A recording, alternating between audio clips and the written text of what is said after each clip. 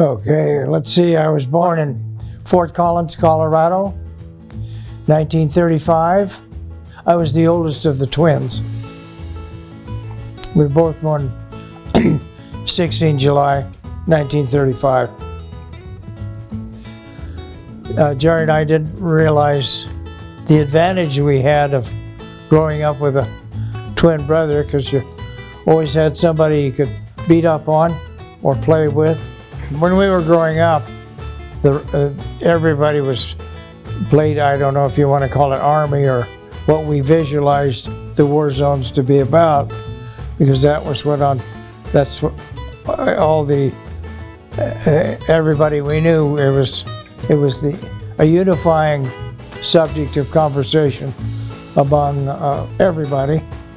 The playground was wherever you lived, and you just imagined it to be some sort of version of the war zone. And war was the topic of everybody's conversation. And I think it was almost every kid then wanted to be participating in what was going on. So we had our make-believe bases and I suppose weapons. It was a definite part of what we did, and we had a talented woodworking relative who, and we made our own imitation guns, rifles, so forth. I remember scouting around for the materials to make things that looked like the real guns, and I remember their mailing things that you mailed things in mailing tubes were a natural machine gun you could own. It was an interesting time because everybody either had a very close or near relative that was over there trying to keep the world safe for democracy. Yeah, I think the big influence on my brother and I was the scouting. It was sort of paramilitary in a way, and then it was organized into competing groups. Our dad was a Eagle Scout, and so scouting was a major part of our growing up, and you didn't have all the diversions that you have now, like television, and so you grew up and cultivated a very good imagination.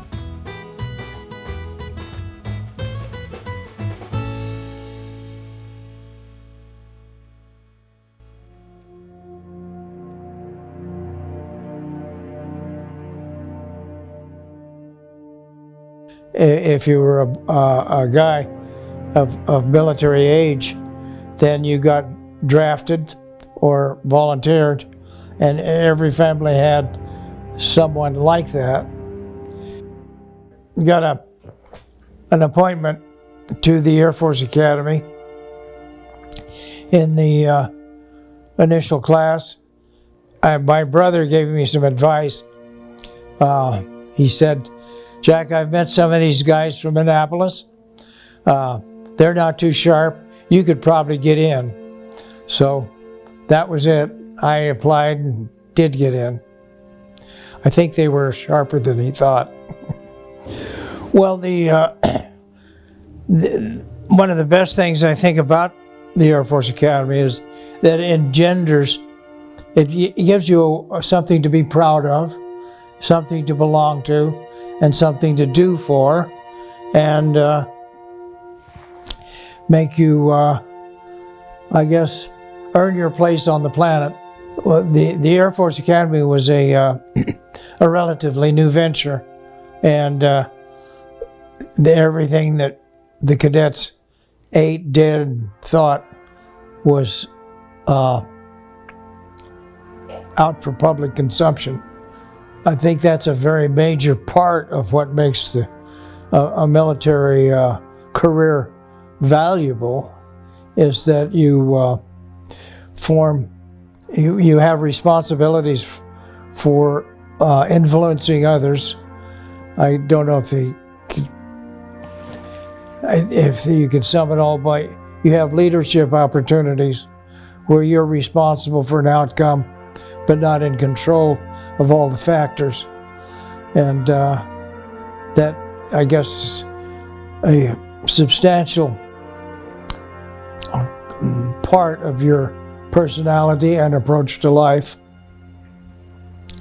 The best attribute I had at the academy was an adult brother that could get me out on weekends, and I could take 2 buddies with me.